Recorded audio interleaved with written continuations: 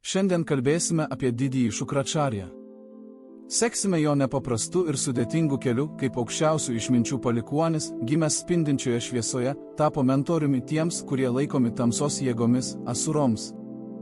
Ištirsime, kodėl jis pasirinko šią pusę, kokius sunkius išbandymus patyrė ir kaip galiausiai virto Graha, dangiškąją dievybę, kurią žinome kaip Veneros planetą. Žinoma, mes ne tik perpasakosime mitą, bet ir analizuosime, kaip ši galinga energija veikia mus šiandien. Juk už Veneros išorinės estetikos ir grožio dažnai slypi geležinė valia ir žinojimas, kurie, pasak legendos, gali įveikti net mirtį. O dabar įsitaisykite ir atmeskite dienos rūpesčius. Mūsų laukia istorija, kupina dramos, išminties ir paradoksų.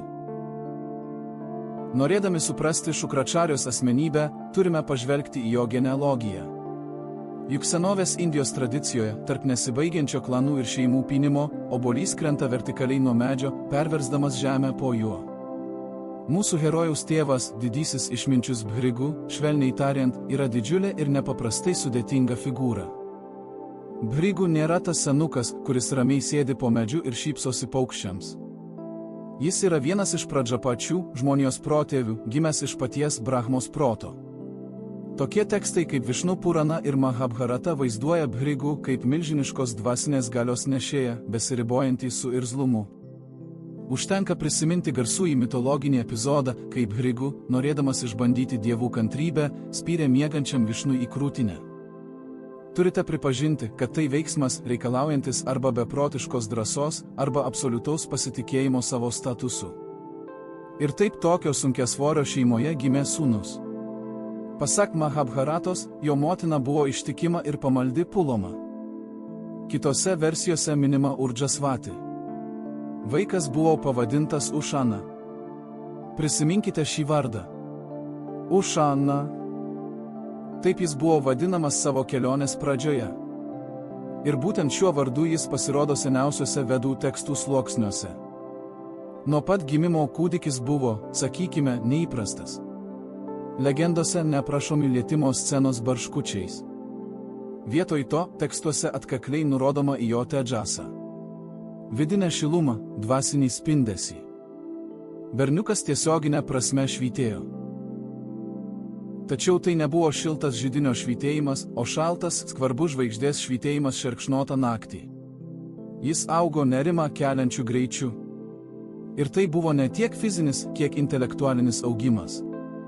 Atrodė, kad žinios jam netėjo iš išorės, o tiesiog iškilo jo atmintyje, tarsi jis visą tai būtų žinojęs prieš 1000 gyvenimų. Netrukus jis įgijo pravardę, kuri vėliau tapo jo pagrindiniu vardu – Šukra. Panagrinėkime šio skambaus žodžio reikšmę. Sanskrito šaknis šuk reiškia būti ryškiam, spindėti, žėrėti. Atitinkamai, Šukra verčiama kaip skaidrus, tyras arba baltas.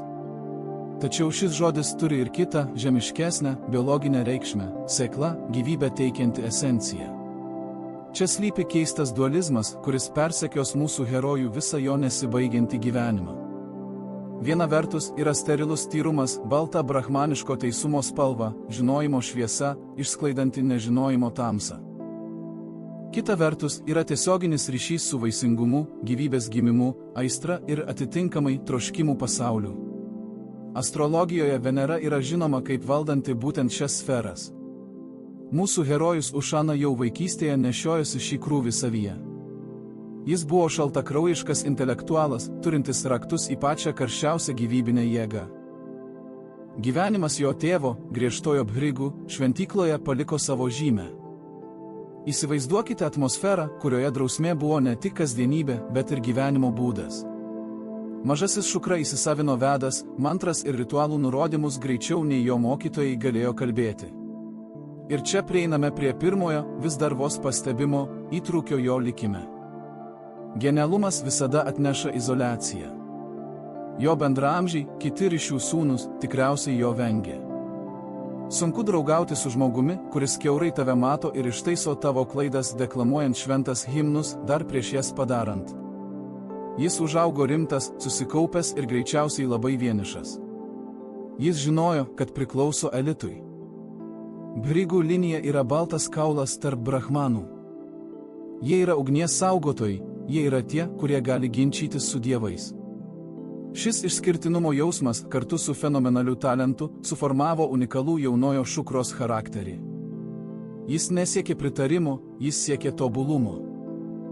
Jam nereikėjo išmaldos, jam reikėjo pripažinimo už nuopelnus. Jis buvo idealus mokinys, asketiškai dėmesingas, aštriu liežuviu. Atrodytų, kad tokiam jaunuoliui atviros visos dangiškųjų rūmų durys. Dievai turėjo išsirikiuoti, kad gautų tokį patarėją. Tačiau likimas, arba, jei norite, karma, lėmė kitaip. Per didelis spindesys dažnai apakina aplinkinius, sukeldamas nesusižavėjimą, o dirginimą. Ir Ušana, šis baltas, spindintis išminčius, nepriekaištingo tyrumo nešėjas, nuo pat pradžių buvo per geras šiam netobulam pasauliui. Jo bekompromisė prigimtis, paveldėta iš tėvo, tapo tuo pačiu ašmeniu, kuriuo vėliau įsipjovė daugelis 3 pasaulių gyventojų. Mokslininkai dažnai pastebi, kad Šukračarja yra sentimentalumo neturinčių žinių archetipas. Skirtingai nuo kitų gurų, kurie galėjo demonstruoti švelnumą ar tėvišką atlaidumą, Ušana nuo vaikystės pasaulį suvokė kaip sudėtingą problemą lygtį, kurią reikėjo išspręsti. Ir jei sprendimui reikėjo griežtų metodų, tokia jau tiesos prigimtis, ji nebūtinai turi būti maloni. Šiame vaikystėje, sėdinčiam lotoso pozoje miško viduryje ir murmėjant sudėtingiausias himnus, jau snaudė didis maištininkas. Ne tas, kuris iš nusivylimo rėkia ir mojuoja kumščiais, o tas, kuris gali apversti visatą aukštyn kojomis vien todėl, kad senąją tvarką laiko netobulą. Palikęs tėvo atsiskyrėlio buveinę, jaunasis Šukračarja, kaip ir dera aukštesnių žinių trokštančiam brahmanui, iškeliavo ieškoti mentoriaus. Net jei gimei genijus ir tavo galvoje jau skamba himnai, nežinomi likusiai žmonijos daliai, tradicija yra nenumaldoma. Tau reikia guru. Be mokytojo žinios laikomos neteisėtomis, bešaknėmis ir bejėgėmis. Ir Šukros pasirinkimas teko išminčiui Angirui.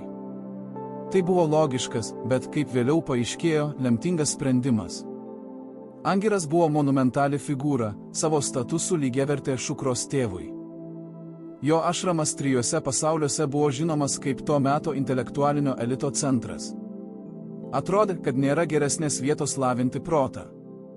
Šukra, kupinas vilties ir to paties šalto ryžto, apie kurį kalbėjome anksčiau, įstojo į miško mokyklą, pasiruošęs ištikimai ir nuoširdžiai tarnauti savo mokytojui. Jis davė paklusnumo įžadą, nešė malkas šventai ugniai, prižiūrėjo aukurą švarų ir atliko pačius paprasčiausius darbus, laukdamas, kol mokytojas pradės jam perteikti giliausias egzistencijos paslaptis.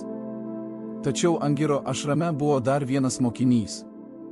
Jo vardas buvo Brihaspati. Ir viskas buvo gerai. Konkurencija tarp išminčių būtų įprasta, jei ne viena maža detalė. Brihaspati buvo mokytojo biologinis sūnus. Pasak Mahabharatos ir Bhagavat Puranos, būtent čia įvyko drama, nulėmusi mūsų Saulės sistemos likimą. Nepaisant viso savo didingumo ir asketizmo, Angiras negalėjo įveikti paprasto tėviško prisirišimo. Šukračarja greitai pastebėjo keistą dėsningumą, kol jis stropiai įsiminė tekstus ir blizgino ritualinius indus iki blizgesio, Brihaspati su tėvu dingo į nuošalės trobelės. Padėtis, švelniai tariant, buvo dviprasmiška. Šukra pranoko mokytojo sūnų drausme. Jis fanatiškai griežtai laikėsi celibato. Jo protas buvo aštresnis, atmintis gilesnė.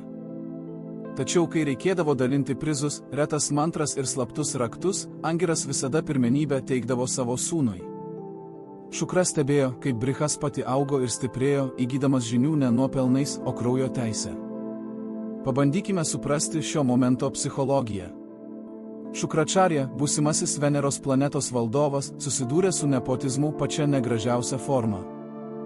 Žmogui, kuris gyveno pagal dharmos, visuotinio įstatymo ir teisingumo idėją, tai buvo šokas. Jis suprato, kad net tarp didžiausių šventųjų, net ir beveik dieviškų lygmenių, asmeniniai ryšiai gali nusverti talentą ir kruopštumą. Tekstuose rašoma, kad Šukra ne iš karto susidūrė su konfliktu. Jis ilgai kentėjo, tikėdamasis, kad Angiras įvertins jo atsidavimą. Tačiau su kiekvienais metais praraja platėjo. Brihaspati buvo ruošiamas dievų gurų vaidmeniui. Jos spindesys buvo dirbtinai išpūstas nuo Šukros slepiamomis žiniomis. O mūsų herojus liko antrame plane, amžinai antras. Talentingas, bet svetimas. Ši neteisybė sudegino viską, kas galėjo likti šilta ir naivu Šukros širdyje. Prasidedanti nesantaika tarp Šukros ir Brihaspati yra daugiau nei mitologinis siužetas.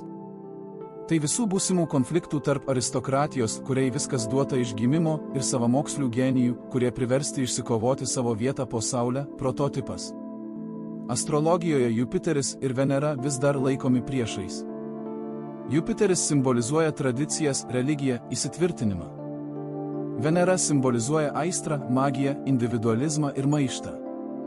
Šios konfrontacijos šaknys slypi čia pat, miško ašrame, kur vienas mokinys gaudavo viską, o kitas tik trupinius nuo išminties stalo.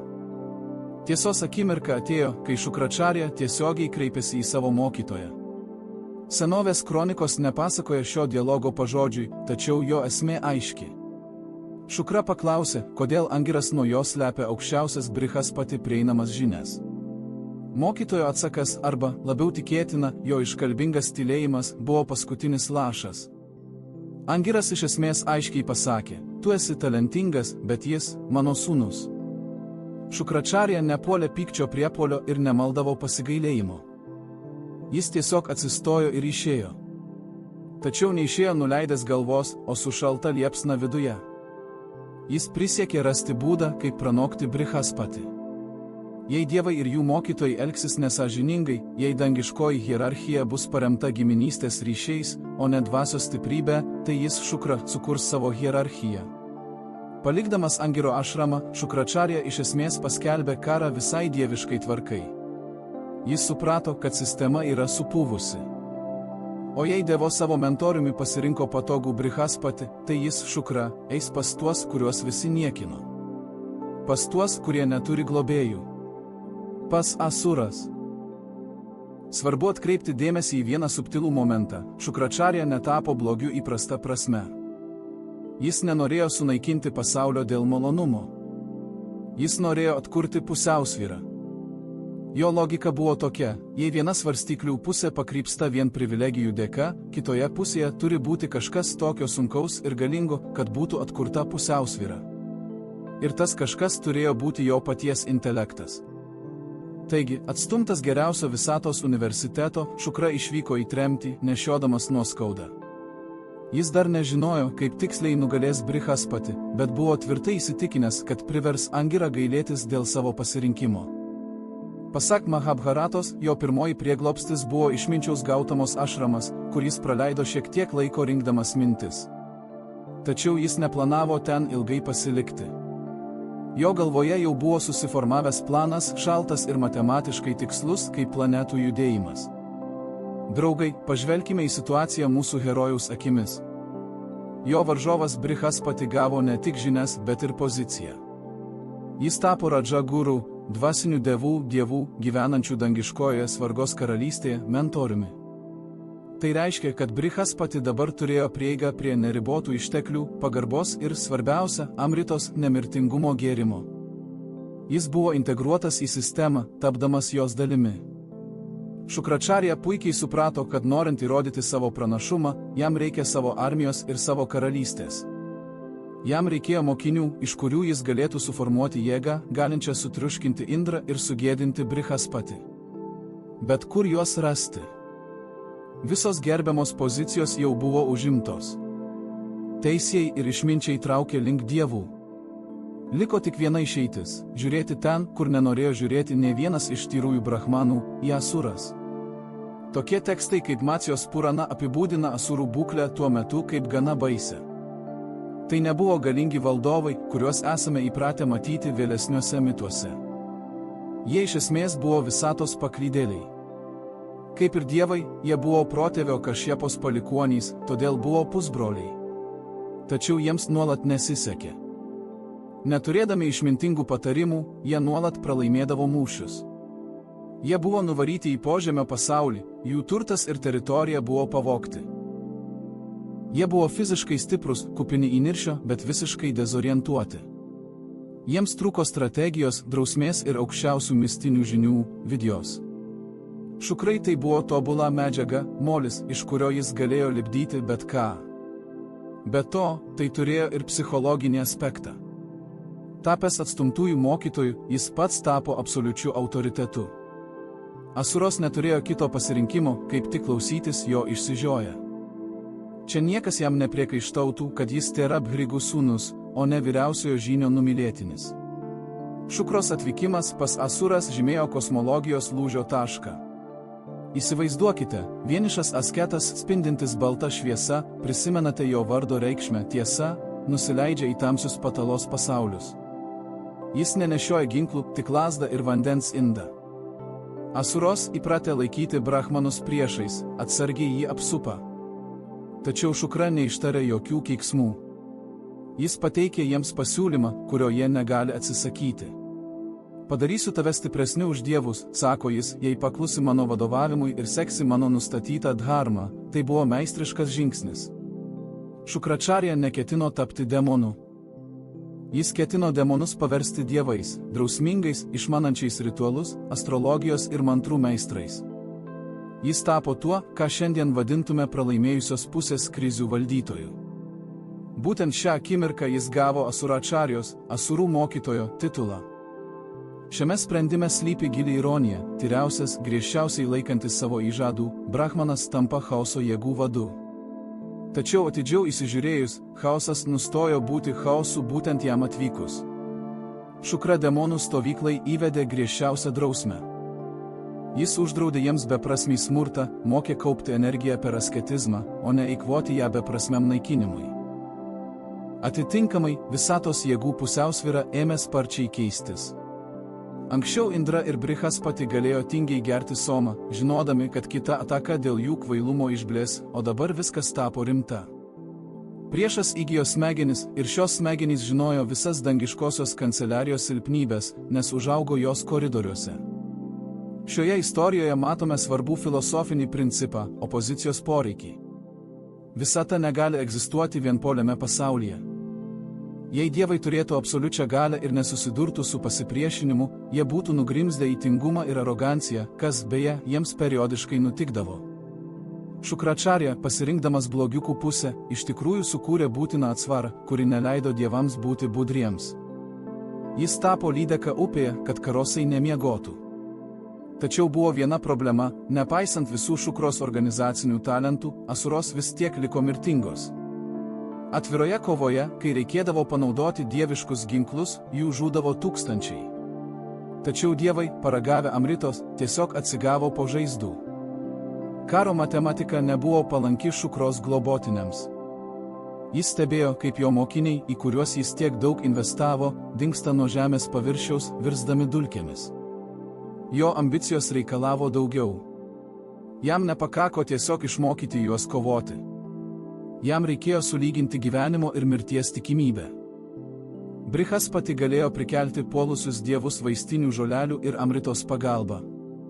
Šukra suprato, kad norėdamas nugalėti savo varžovą, jis turi rasti būdą, kaip prikelti tuos, kurie jau peržengė ribą. Šis suvokimas paskatino jį žengti kitą žingsnį, kuriam reikėjo drąsos, besiribojančios su beprotybė. Jo žinios buvo didžiulės, bet nepakankamos. Visatoje egzistavo viena jėga, pranokstanti gyvenimą ir mirtį, dievus ir demonus. Ši jėga buvo Mahadeva, Šiva. Palikęs savo globotinius griežtais nurodymais tylėti ir vengti viešumos, jis vėl leidosi į kelionę. Šį kartą jo tikslas buvo Kailašas. Jis ėjo ne kaip maldautojas, o kaip dvasios karys, pasirengęs sumokėti bet kokią kainą už ginklą, galinti perrašyti gamtos dėsnius. Pasak Harivamsos ir Macijos Puranos, Šukros ir Šivos susitikimas nebuvo šiltas sutikimas tarp senų draugų. Šiva, kaip jogų valdovas, puikiai suprato, kodėl atvyko Bhrigų sūnus. Šukros prašymas buvo drąsus. Jis troško Mrita Sanjivani vidyje, mantros, galinčios sugrąžinti gyvybę tiems, kurie ją prarado. Iki tol niekas, net aukščiausi dievai, neturėjo tokios galios. Šiva, žvelgdamas į prašytojo ryžtą, neatsisakė, bet ir nesutiko šiaip savo. Jis iškėlė sąlygą, kuri būtų atgrasiusi bet kurią racionalią būtybę nuo ginčų su dangumi. Tai buvo labai specifinė sąlyga. Šukra turėjo praleisti 1000 metų kabėdamas žemyn galva virš ugnies, kūrenamos tik sausais lukštais ir šiaudais. Ir svarbiausia, jis turėjo maitintis vien tik šios ugnies dūmais. Aš tai įsivaizdavau ir nuo to man pasidarė bloga. Tačiau vedų tradicijoje tai vadinama tvuma pana dūmų gėrimu. Tai viena sunkiausių asketizmo formų. Įsivaizduokite šio proceso fiziologiją. Kraujas nuolat plūsteli į galvą, kūnas praranda pusiausvyrą, o plaučiai vietoj gryno kalnų oro prisipildo aitrių, dusinančių dūmų. Tai ne kvapnus šventyklų smilkalai, o irimo garai. Ir mūsų herojus sutiko. Jis pakibo ant medžio šakos, kai kuriuose šaltiniuose minimas banjano medis, ir pradėjo savo 1000 metų maratoną. Beje, čia verta paminėti įdomią detalę. Astrologijoje Veneros planeta Šukra yra atsakinga už komfortą, prabangą, minkštas pagalves, saldų maistą ir juslinius malonumus. Ir čia matome, kaip malonumų valdovas savanoriškai patiria didžiulį diskomfortą. Kodėl? Nes tikroji Veneros prigimtis yra aistra, o aistra visada yra noras paaukoti viską dėl troškimo objekto. Šiuo atveju Šukros troškimo objektas buvo ne moteris ar turtas, o pergalė prieš Brihaspatį. Jo motyvacija buvo tokia stipri, kad fizinės kančios jam tapo tik kūru. Jis kabojo žemyn galva, įkvėpdamas pilkus dūmus, ir su kiekvienu įkvėpimu degino žmogiškojo silpnumo likučius. Tuo tarpu danguje, Svargos karalystėje, dievų karalius Indra ėmė nervintis. Jo sostas turi ypatumą, jis pradeda kaisti, kai kas nors pasaulyje atlieka per daug asketizmo. Šukros tapas karštis pasiekė dangų. Indra, kuris visada bijojo prarasti valdžią, suprato, kad jei šis fanatiškas brahmanas laikysis savo nurodymų, asuros taps nenugalimos.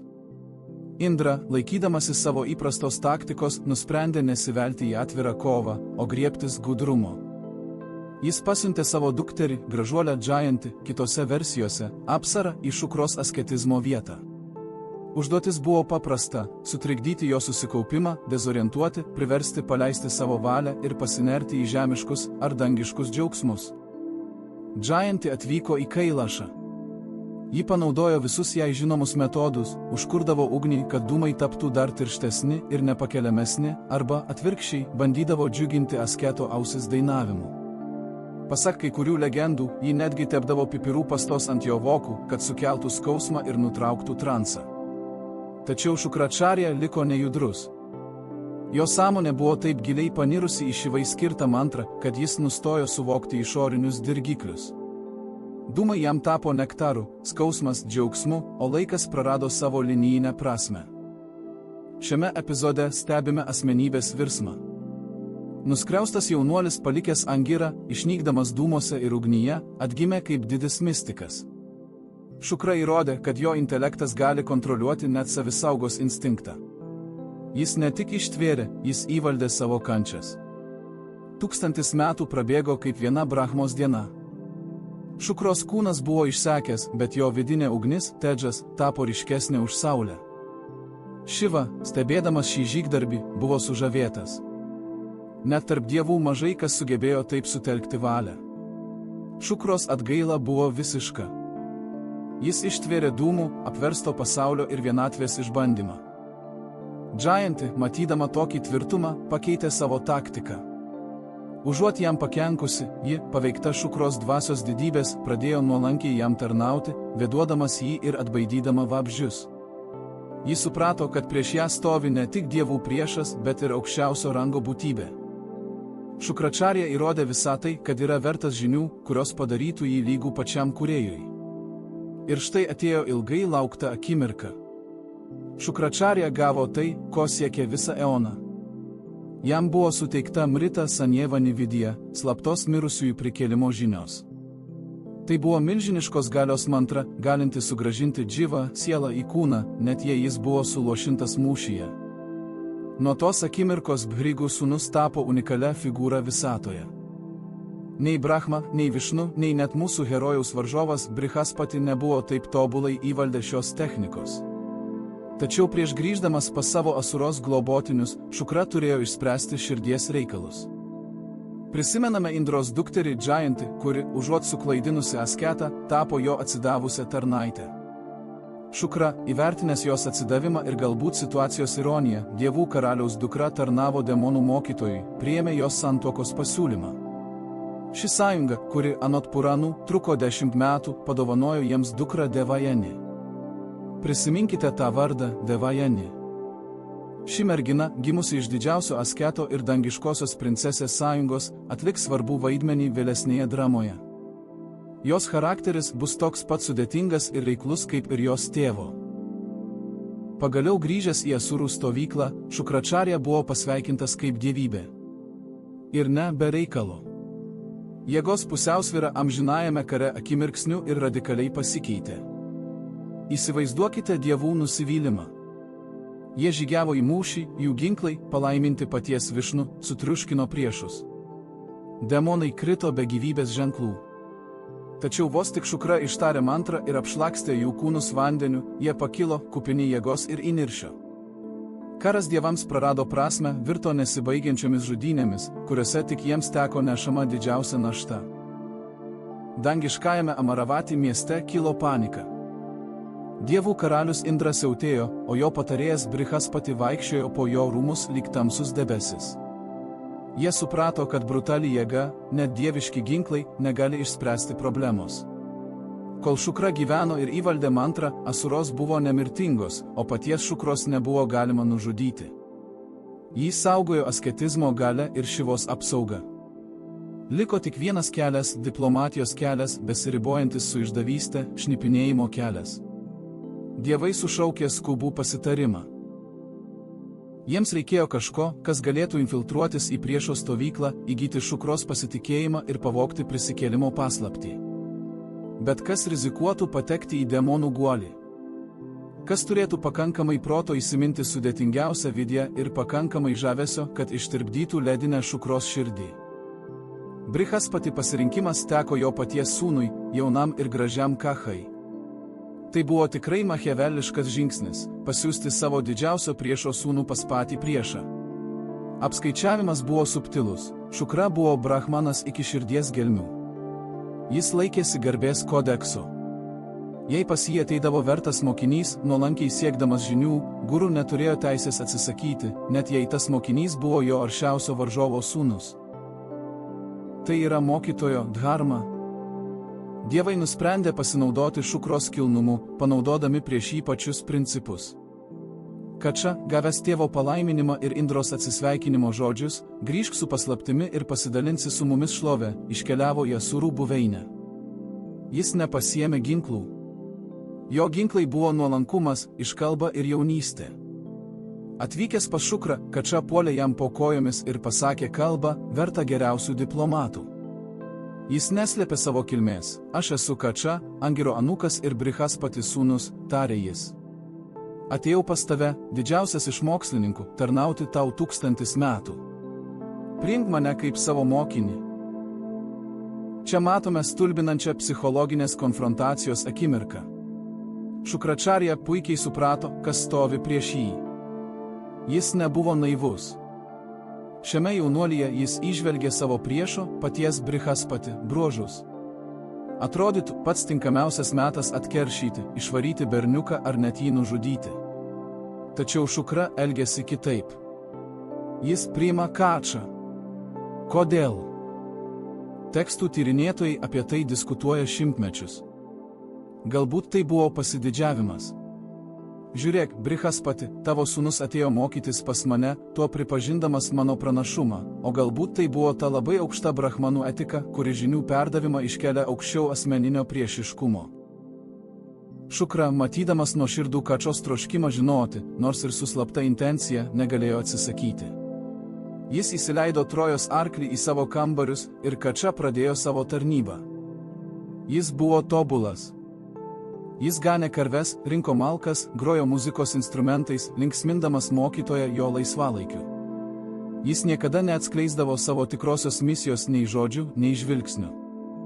Bet svarbiausia, kad jis rado raktą į pažeidžiamiausią Šukros vietą.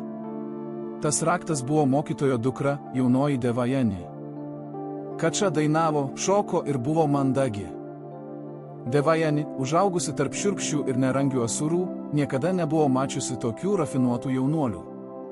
Ji natūraliai įsimylėjo, o Kača, sumanus agentas, nei atstumė jos meilės, nei peržengė ribos, laikydamas ją toje mieloje įtampoje, kuri priverčia pamesti galvą. Praėjo daug metų. Priešas gyveno mokytojo namuose, tapo beveik šeimos nariu, užkariavo dukters širdį ir tėvo pasitikėjimą. Tačiau Asuros nebuvo tokios kilnios ir patiklios kaip jų guru. Jie įtariai žiūrėjo į Brihaspati sūnų. Jie nujautė savo kaulais, šis berniukas buvo čia ne be reikalo. Demonai suprato tai, ko Šukra, būdamas dosnus, atsisakė matyti. Jei Kača sužinotų nemirtingumo paslaptį ir grįžtų pas dievus, visas jų pranašumas išnyktų. Ašrame augo įtampa. Asuros nusprendė veikti už savo mokytojo nugaros. Jų nesaisto brahmanų garbės kodeksas. Jiems klausimas buvo paprastas, grėsmė buvo, ją reikia pašalinti. Ir kol Šukra meditavo, o Devajani svajojo apie santuoką, tamsiuose miškuose aplink ašramą pradėjo bręsti sąmokslas. Demonai žengė pirmąjį žingsnį, kai Kača nuvedė bandą į atokią miško vietą. Pasak Mahabharatos, jie nesileido į ilgas derybas, o tiesiog apsupo Brihaspati sūnų ir, taip sakant, atėmė jam gyvybę. Kad paslėptų pėdsakus, jie sukapojo jo kūną į gabalus ir suėdė juos miško vilkams ir šakalams.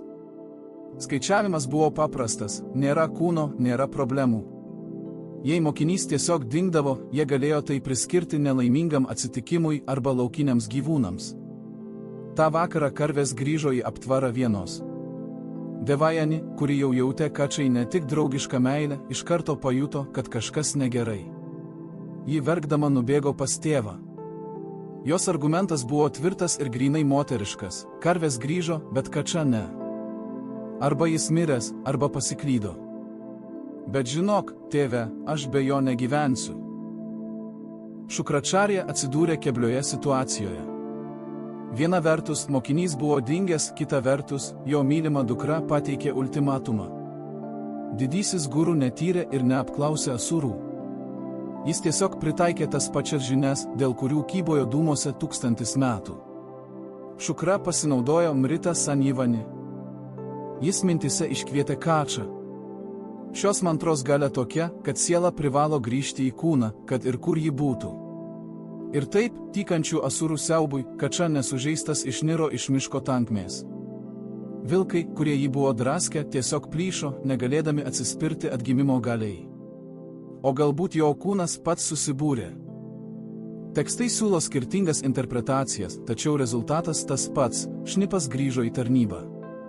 Kača, būdamas sumanus agentas, nesiskundė savo mokytojui dėl savo globotinių. Jis suprato esąs priešo teritorijoje. Ir bet koks skundas tik pablogintų jo padėtį. Jis toliau šypsojosi ir tarnavo, apsimesdamas, kad nieko neįprasto neįvyko. Asuros buvo įniršusios. Jų planas žlugo, bet jie neketino pasiduoti. Jie suprato, kad vien sunaikinti fizinę formą nepakanka, kol Šukra turi savo magišką formulę.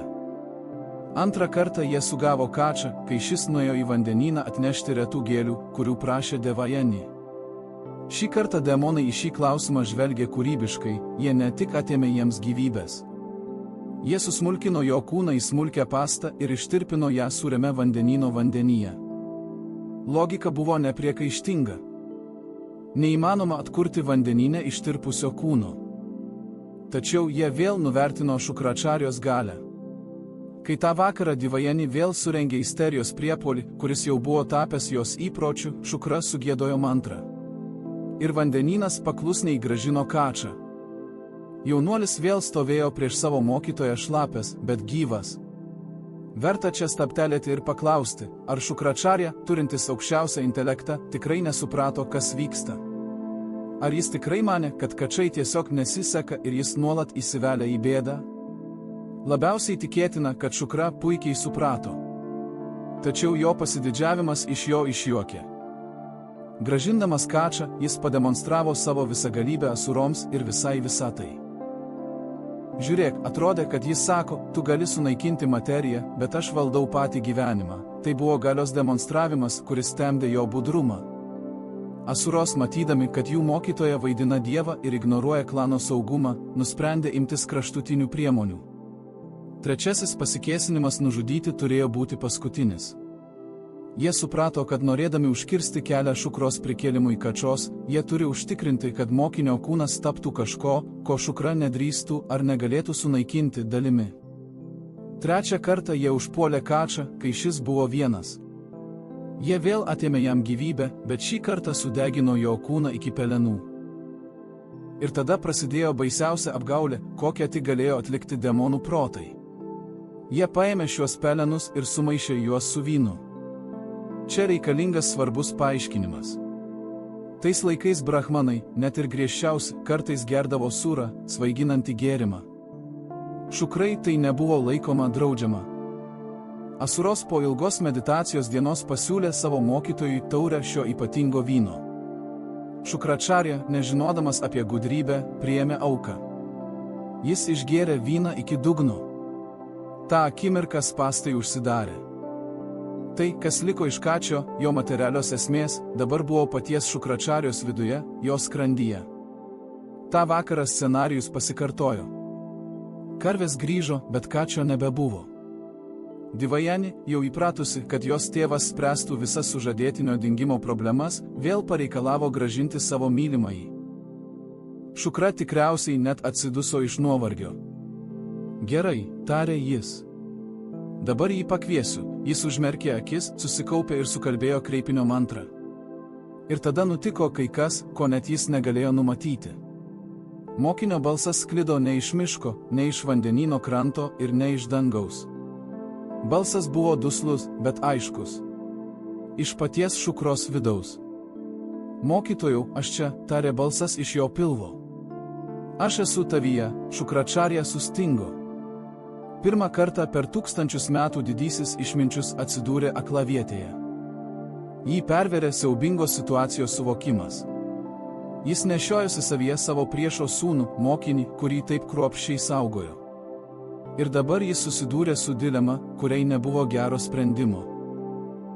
Jei jis išsikviestų kačą laukan, mokinys turėtų suplėšyti mokytojo kūną, kad pabėgtų. Tai reikštų Šukros pabaigą. Jei jis paliktų kačą viduje, kača būtų suvirškinta ir išnyktų amžiams, o tai brahmanui prilygsta brahmano, brahmahatijos ir ypač patikimo mokinio nužudimo nuodėmei. Asuros pergudravo savo guru. Jie jį sutriuškino. Arba pats mirsi, arba tampi žudiku, pažeisdamas svetingumo įstatymus. Kačios balsas, sklindantis iš vidaus, buvo ramus ir pagarbus, suteikdamas scenai siurrealistinio atspalvio. Brehas pati sūnus nešaukė ir nepanikavo, o tiesiog konstatavo faktą. Mokytojau, tavo mokinių malone aš dabar esu tavo dalis. Jie sumaišė mano pelenus su vynu, ir tu, to nežinodamas, tapai mano kalėjimu. Šukračarja buvo įniršęs. Tačiau tai buvo šaltas intelektualo, padariusio kvailą klaidą, įniršis. Jis suprato, kad Asuros ne tik nužudė jo mokinį.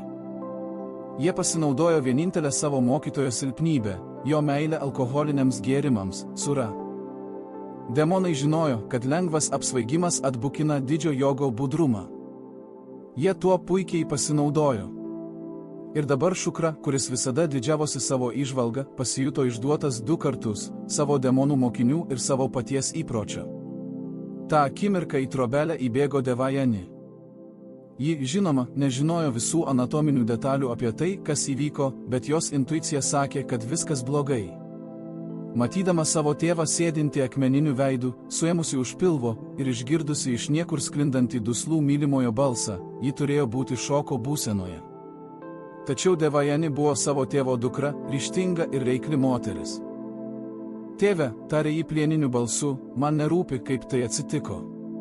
Man reikia jūsų abiejų. Be kačios mano gyvenimas neturi prasmės, o be tavęs būsiu našlaitis. Daryk ką nors. Tu esi didysis Šukračarja, šis daryk ką nors tapo išminčiaus mirties nuosprendžiu.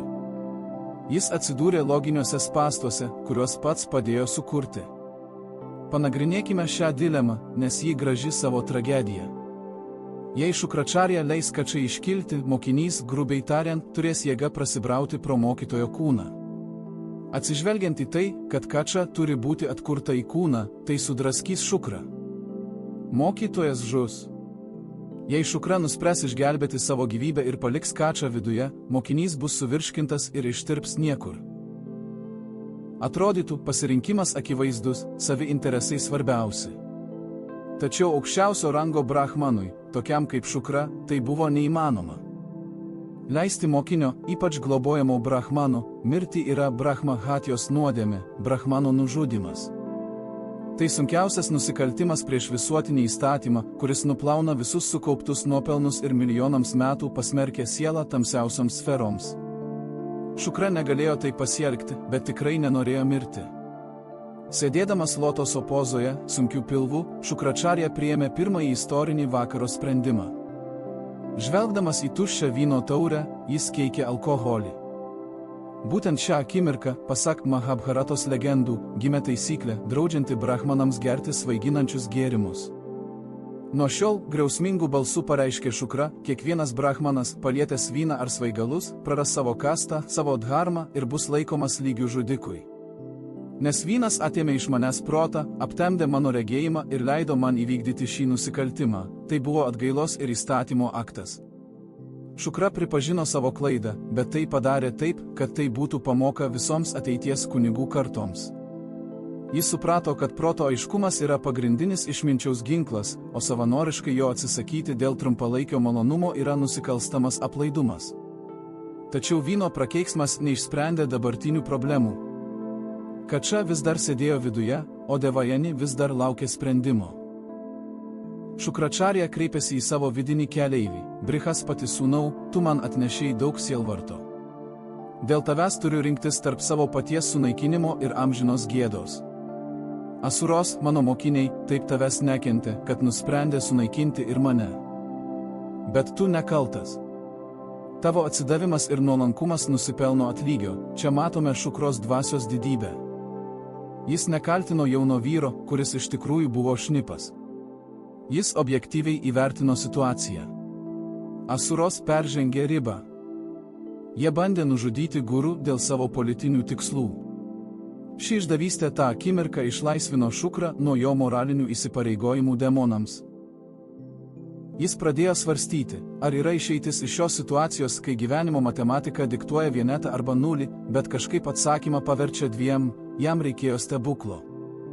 Jam reikėjo, kad Kača išeitų nužudydamas mokytoją. O tada mokytojas turėtų sugrįžti. Bet kas prikeltų mokytoją? Juk mantrą Mrita Sanjevani žino tik pats Šukra. Jei jis mirs, žinios bus prarastos amžiams. Ratas užsidarė. O gal vis dėlto? Šukros galvoje, apvalytoje nuo vyno, susiformavo planas. Drąsus ir genialus, kaip ir viskas, ką jis darė. Planas reikalaujantis absoliutaus pasitikėjimo mokiniu, priešo sūnumi, tuo, kuris atėjo pavogti žinių.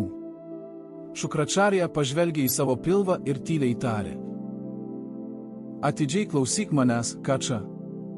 Dabar padarysiu, ko atėjai. Perduosiu tau Mrita Sanjivani Vidya. Išmokysiu tave, kaip prikelti mirusiuosius dabar pat, kol tu esi manyje, tai buvo visų intrigų matas. Šukra nusprendė paversti Kačą šių žinių nešėjų, kad, jei šis išlystų ir netyčia nužudytų savo mokytoją, galėtų nedelsdamas pritaikyti šias žinias ir prikelti mokytoją. Tai buvo milžiniška rizika. Kokia garantija, kad Kača, gavęs trokštamą mantrą ir išsivadavęs, nepabėgs pas savo tėvą Brihaspati, palikdamas Šukrą gulintį sudraskytą ant ašramo grindų? Nebuvo jokių garantijų. Buvo tik brahmano žodis ir viltis jaunuolio kilnumoje. Šukra lėtai, skiemo po skiemens, giedojo mantrą Mrita Sanjivani. Jo balso vibracijos prasiskverbė vidun, rezonuodamos su kiekviena jo kūno ląstele ir pasiekdamos Kačos sąmonę.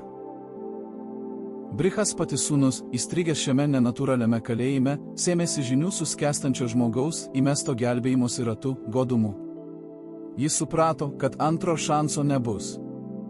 Vienos raidės, vienos intonacijos klaida kainuotų ir jo mokytojo gyvybės. Tai buvo unikalus išbandymas. Paprastai guru perduoda žinias mokiniui, žiūrėdamas jam į akis, kontroliuodamas procesą. Čia viskas buvo paremta aklų pasitikėjimu. Šukračarija rizikavo viskuo, tikėdamasis, kad jaunuolio kilnumas nusvers jų klanų priešiškumą. Kai paskutinis mantros skiemo nutilo trobelėje, stojo pauzė. Mokytojas ir mokinys mintise atsisveikino. Dabar tu žinai viską, ką žinau ir aš, tarė Šukra. Išeik, Brihaspati sūnau, atlik savo pareigą, tekstai aprašo, kas nutiko toliau, santūriai, bet vaizduotė piešia vaizdą. Kad išlystų, Kača turėjo suplėšyti mokytojo kūną. Didysis Asuraguru, Veneros planetos valdovas, susmuko ant trobelės grindų. Jo kūnas buvo sudraskytas, o gyvybė iš jo buvo išsunkta. Devajani, stebėdama tai, sušuko, bet tuoj pat užsidengė burną ranką. Kača stovėjo priešais ją. Gyva, graži, spindinti kaip jaunatis, bet aptaškyta tėvo krauju. Atrodė, kad tai dievų triumfo akimirka. Šnipas buvo viduje, paslaptis buvo gauta, o pavojingiausias Indros priešas gulėjo be gyvybės ženklo. Kača galėjo tiesiog apsisukti ir išeiti, palikdama Asuras be vado. Demonai tikriausiai net nebūtų spėję jo sugriebti, apstulbinti savo mentoriaus mirties. Tačiau Kača nepajudėjo. Jis prisiminė dharmą, savo šventą pareigą. Jis pažvelgė į to, kuris jam suteikė antrą gyvenimą, kūną ir sunėrė rankas maldoje. Dabar jis buvo guru, jis tapo vidijos nešėjų ir pirmasis žmogus, su kuriuo jis turėjo išbandyti šią galią, buvo pats jos kūrėjas. Kača užmerkė akis ir pradėjo giedoti tą pačią mantrą, kurios buvo išmokęs vos prieš kelias minutes. Erdvė aplink jį prisipildė dūzgimo. Senovės kalbos žodžių skleidžiama energija pradėjo jungtis su materija. Žaizdos ant Šukros kūno užgijo, kaulai susipynė ir ta pati šalta, skverianti intelekto šviesa vėl nušvietė jo blankes akis. Šukračarija giliai įkvėpė ir atsikėlė. Jis buvo gyvas. Jis pažvelgė į Kačą ir tame žvilgsnyje nebebuvo jokio pykčio ar įtarimo. Tai buvo lygaus žvilgsnis. Planas puikiai suveikė. Asurai, suplanavę šią vyno varomą schemą, patyrė triuškinantį pralaimėjimą. Jie ne tik nesugebėjo sunaikinti šnipo, bet ir padarė jį nemirtingą, priversdami savo mokytoją patirti žeminančią prikėlimo iš priešo procedūrą. Būtent čia įvyksta veikėjų santykių pokytis, kurio daugelis nepastebi. Vedų tradicijoje egzistuoja dvigubai gimusios savoka. Paprastai tai reiškia brahmanus, atlikusius iniciacijos ritualą. Tačiau Kačos ir Šukros atveju ši savoka įgavo tiesioginę, fiziologinę prasme. Šukračarija, kreipdamasis į jaunuolį, ištarė žodžius, kurie amžiams pakeitė jų likimą. Tu įvykdei savo likimą, tyliai tarė Šukračarija. Tu nebėra tik mokinys. Tu esi Mritos Sandživani nešėjas. Tu kilęs iš manęs, o tai reiškia, kad esame to paties kraujo. Dabar eik pas savo dangiškuosius brolius. Aš tavęs nesulaikau. Kača, pagarbiai nusilenkęs, sunėręs rankas, palietė savo mokytojo kojas. Jiems nereikėjo daug žodžių. Jie abu suprato, kad pasaulis pasikeitė amžiams. Nemirtingumo monopolija, kuria taip didžiavosi Asuros, žlugo. Paslaptis buvo atskleista. Jaunuolis apsisuko ir neatsisukdamas paliko demonų buveinę, atmintyje nešdamas šventus skiemenis galinčius apgauti mirtį. Šukra liko vienas. Jis priėjo prie trobelės išėjimo ir pažvelgė į naktinį dangų, kuriame mirgėjo miriadai žvaigždžių. Jis suprato, kad žemiškas šachmatų žaidimas, kurį jie žaidė tūkstantmečius, pasiekė aklavietę.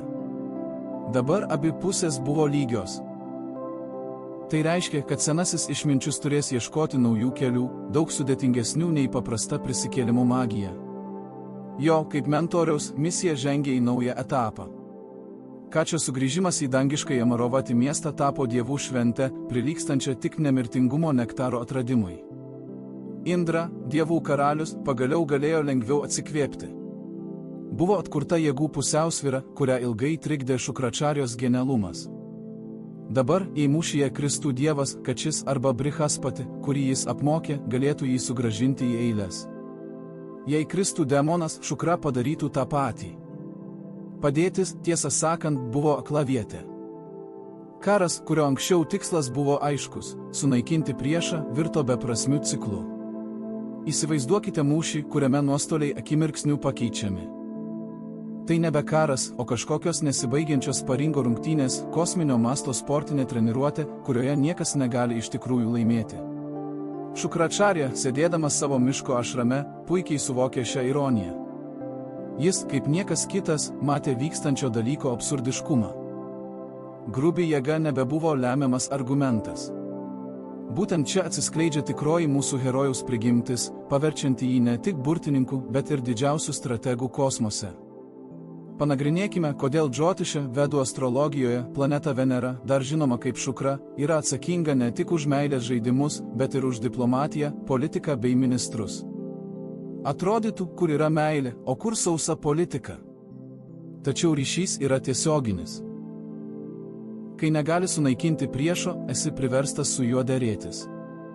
Esi priverstas ieškoti kompromisų, megzti intrigas, megzti sąjungas ir naudoti žavesį vietoj lazdos. Šukra suprato. Tiesioginės konfrontacijos era baigėsi. Atėjo laikas intelektui ir švelniai galiai. Jis pradėjo mokyti savo globotinius, grubius ir tiesmukaus asuros meno, kuris jiems buvo visiškai svetimas. Meno gyventi šalia priešo jo nežudant, bet ir jam nepalenkiant. Šiuo laikotarpiu Šukračarja iš lauko mediko virto rafinuotų politikų. Jis pradėjo kurti elgesio kodeksus, žinomus kaip šukraniti. Tai traktatai apie tai, kaip valdyti valstybę, kaip derėtis, kaip išnaudoti priešo silpnybės. Jis moko demonus, kad pergalė yra ne lavonų kalnas, o pelninga taikos sutartis. Mums šis Šukros gyvenimo etapas atskleidžia labai svarbų aspektą. Veneros įtaka žmogui dažnai susiveda į paprastą mėgstamų ir nemėgstamų klausimą. Tačiau aukščiausia šios planetos oktava yra gebėjimas rasti harmoniją prieštaravimuose. Šukra mus moko, kad jei susidurite su problema ar žmogumi, kurio negalite nugalėti, atleisti, užginčyti ar pašalinti iš savo gyvenimo, turite pakeisti taktiką ir imtis diplomatijos. Pažvelkite į savo gyvenimą. Kaip dažnai mes daužome galvas į sieną, bandydami įtvirtinti savo teisumą, net jei jėgos lygios. Tokioje situacijoje Šukra tiesiog pasitraukia į šalį ir pasiūlo sandorį. Štai kodėl žmonės, kurių horoskope yra stipri Venera, dažnai tampa puikiais derybininkais, teisininkais ar konsultantais. Jie nebijo konflikto. Jie žino, kaip jį paversti bendradarbiavimu. Tačiau grįžkime prie mūsų herojaus. Supratęs naują išsidėstymą, Šukra nusprendė, kad kadangi dievai tapo nemirtingi, taktinė prasme asuros turi tapti geresni už dievus. Skamba paradoksaliai. Demonai, kurie iš prigimties linksta į chaosą ir tamsą, vadovaujami Šukros, pradeda įvaldyti sudėtingiausius vedų ritualus. Mokytojas samprotavo taip: visatoje valdžia suteikiama ne už grožį ar gimimą, o už dharmos įstatymo laikymasi. Jei Indra ir jo palyda, apsvaigę nuo savo nebaudžiamumo, pradės laužyti įstatymą, o asuros griežtai laikysis įžadų ir atliks aukas, tuomet visatos energija natūraliai tekės demonams. Tai buvo puikus ilgalaikis planas. Šukra rėmėsi moraliniu pranašumu. Jis uždraudė asuroms beprasmį žiaurumą. Jis įvedė griežtą hierarchiją ir brahmanų garbinimą jų visuomenėje. Demonai griežė dantimis, norėjo sunaikinti ir sutriuškinti, bet pakluso savo guru. Atitinkamai, karas persikėlė iš fizinės į etinę plotmę. Ir tada dievai pradėjo pralaimėti. Atsipalaidavę dangiškoje komforto erdvėje, jie ėmė pamiršti pareigą, o pergalės ištroškę asurai buvo drausmingi kaip niekad anksčiau. Šukračarja įrodė, kad tinkama sistema nugali bet kokį talentą ir bet kokią įgimtą privilegiją. Čia slypi dar viena pamoka iš Veneros mums. Ši planeta mėgsta komfortą. Tačiau ji taip pat reikalauja struktūros. Prabanga ir turtas, kurį valdo Šukra, ateina ne pas tuos, kurie tiesiog guli ant sofos ir svajoja, bet pas tuos, kurie žino, kaip kurti santykius su pasauliu pagal tam tikras taisyklės. Šukra parodė, kad net iš chaoso galima sukurti klestinčią imperiją, jei pasitelkiamas intelektas ir valia. Taigi, draugai, pasiekėme momentą, kai mūsų didvyris Šukračarja pagaliau pakeitė savo taktiką. Suprasdamas, kad pergalė tiesioginėme susidūrime su dangumi neįmanoma, jis nusprendė žaisti ilgą žaidimą. Jam reikėjo tobulo instrumento, valdovo, kuris jo besąlygiškai klausytų ir įgyvendintų jo naująją revoliucinę doktriną. Šis instrumentas buvo karalius Mahabalis. Apie šio valdovo asmenybę ir tai, kaip jis dramatiškai prarado savo karalystę, jau išsamei kalbėjome paskaitoje Dieviškoji gudrybė ar apgaulė – 3 Višnų žingsniai. Jei dar negirdėjote, būtinai raskite laiko, joje gausu įdomių detalių apie patį sandorį. Šiandien nepasakosime įvykių kronikos, o pažvelgsime į šią epochą mūsų didvyrio Šukračarijos akimis. Juk jis buvo šios pergalės architektas. Šukra pažvelgė į jaunąjį Mahabalį ir įžvelgė jame potencialą, kurio trūko kitiems asurams. Jis sujungė titanų prigimtinę jėgą su gebėjimu mokytis. Šukros planas buvo drąsus. Jis nusprendė įrodyti visatai, kad teisumas nėra dievų monopolija. Jis pasakė Mahabaliui, mes nustosime elgtis kaip naikintojai. Mes tapsime šventesni, tyresni ir dosnesni nei dangaus gyventojai. Mes užtvindysime šį pasaulį tiek daug pamaldžių ritualų, kad karmos dėsniai bus tiesiog priversti atiduoti mums galią, ir darbas prasidėjo. Šukračarijos budriai vadovaujant, Asurų karalystė buvo transformuota neatpažįstamai. Tai buvo unikalus socialinis eksperimentas. Įsivaizduokite, demonai, chaoso padarai, staiga pradėjo keltis prieš aušrą, maudytis ir valandų valandas giedoti vedas. Šukra asmeniškai prižiūrėjo kiekvieną ugnies auką. Jis įvedė griežčiausią drausmę. Jokio alkoholio. Prisimenate jo įžadą? Jokio smurto dėl pramogos. Dangiškojoje Amarovati karalystėje tuo metu dievai atsipalaidavo. Indra ir jo palyda pradėjo laikyti save gerais vaikinais iš prigimties. Jie mėgavosi apsaros šokiais, gėrė somą ir tikriausiai pradėjo pamiršti savo pareigas. Tuo tarpu požemio pasaulyje asuros, sukandusios dantis, kaupė tapas, ugninga asketizmo energija. Šios strategijos kulminacija buvo didysis Višvadžito Jadžna. Šukračarija veikė kaip vyriausiasis žynys. Jis žinojo, ką daro. Kai Mahabalis, pasipuošęs naujais iš šventosios ugnies pagamintais šarvais, vedė savo armiją į dangų, tai nebuvo barbarų antpuolis. Tai buvo tų, kurie turėjo moralinę teisę valdyti, žygis. Brehaspati, dievų mokytojas ir amžinas Šukros varžovas, matydamas artėjančių demonų aurą, iš karto viską suprato. Jis pasakė Indrai, mes negalime laimėti. Dharma dabar yra jų pusėje. Šukračarija sukūrė sistemą, prieš kurią neturime ginklų. Turėsime pasitraukti.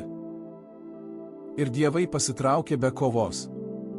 Tai buvo didžiausia Šukračarijos pergalė.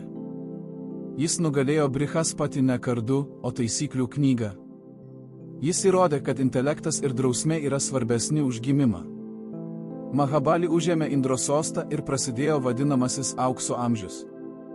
Čia mums svarbu išanalizuoti, kaip Veneros, Šukros energija pasireiškė šio valdymo metu. Džiotište Venera yra atsakinga už materialinę gerovę, prabangą ir komfortą. Tačiau Šukračarija pademonstravo aukščiausią šios planetos oktavą – išteklių valdymą. Demonai dažniausiai siejami su godumu. Jie nori viską užgrobti. Šukra išmokė Balį kitokio principo. Norint išlaikyti valdžią, reikia duoti. Balis išgarsėjo neįtikėtinų dosnumų. Jo karalystėje nebuvo nei alkanų, nei vargšų. Lakšmi, klestėjimo deivė, atėjo pas demonus ne todėl, kad buvo priversta, o todėl, kad ten buvo tvarka. Šukračarija, tarsi pilkasis eminencija, stovėjo už sosto ir palaikė pusiausvyrą. Jis geriau nei bet kas kitas suprato sėkmės psichologiją. Nori gyventi kaip karalius? Elkis kaip vertas karaliaus. Laikykis ritualų, būk dosnus ir nepažeisk visatos dėsnių. Jis sukūrė karalystę, kurioje demoniška energija buvo nukreipta ne į sunaikinimą, o į kūrimą. Tai buvo jo, kaip mentoriaus, karjeros viršūnė. Tačiau, tapęs išminčiumi, Šukra pradėjo pastebėti įspėjamosius ženklus, kurie kitiems buvo nematomi. Mahabalio dosnumas ėmė virsti arogancija. Jis džiaugiasi savo teisumu. Matai, aš geresnis už Indrą. Aš viską atiduodu visiems. Aš esu didžiausias filantropas visatoje, Šukračarja žinojo, pasididžiavimas, net jei jis paremtas gerais darbais, yra plyšys šarvuose. Jis pamatė, kad pusiausvyra vėl sutriko. Dabar potvynis pasislinko Asurų link, o kosmosas netoleruoja kraštutinumų. Per didelis gerumas iš blogų personažų kūrė įtampą egzistencijos audinyje. Mūsų herojus jautė, kad šis idealus pasaulis, sukurtas jo paties rankomis, yra trapus. Kažkur aukštesnėse sferose, kur gyveno pasaulio globėjas Višnu, jie jau buvo pradėję klausytis benamių dievų skundų. Šukra suprato, kad kontrpuolimas iš dangaus neišvengiamas. Ir šis kontrpuolimas bus nukreiptas ne į demonų armiją, o į patį Mahabalį, į jo didžiausią silpnybę, jo ego. Šukračarja bandė perspėti savo mokinį. Jis pasakė jam, kad begalinis dosnumas yra pavojingas, kad reikia žinoti savo ribas. Tačiau Mahabalis, apakintas savo paties spindesio, jau buvo nustojęs klausytis savo mokytojo perspėjimų. Tai bet kokios galios tragedija.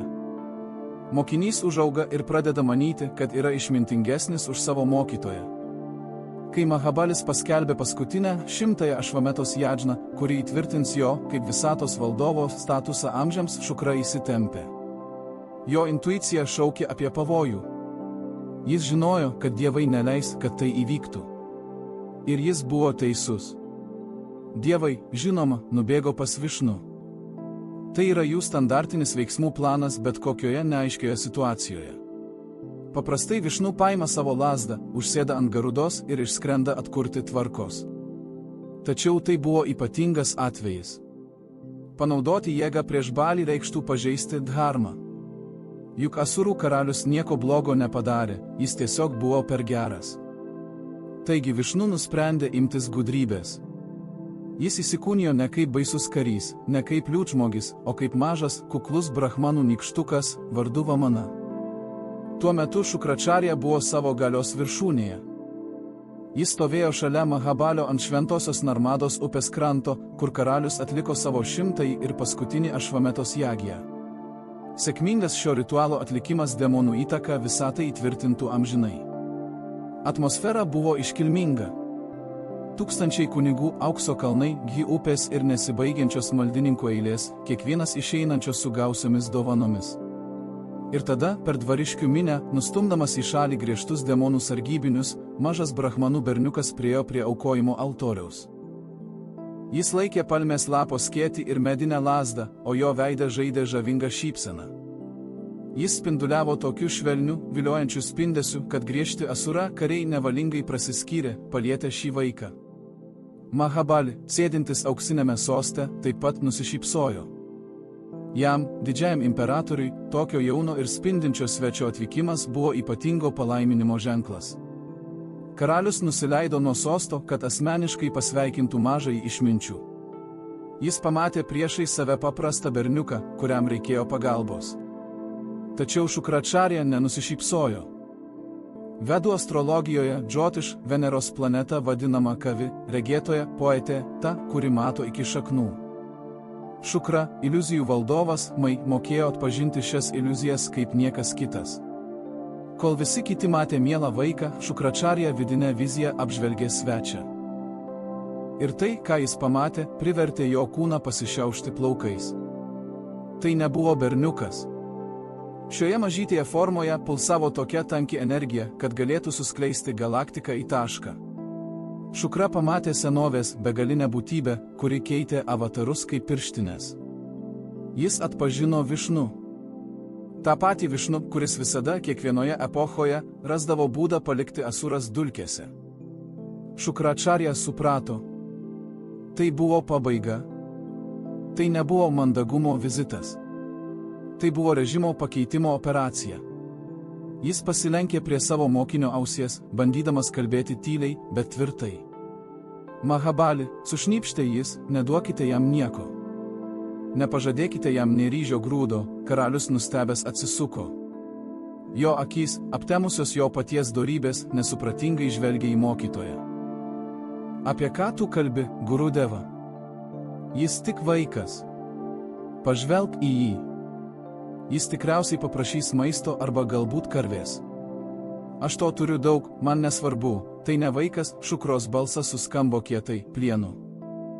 Tai pats Višnu. Jis atėjo ne maisto. Jis atėjo iš tavęs atimti viską.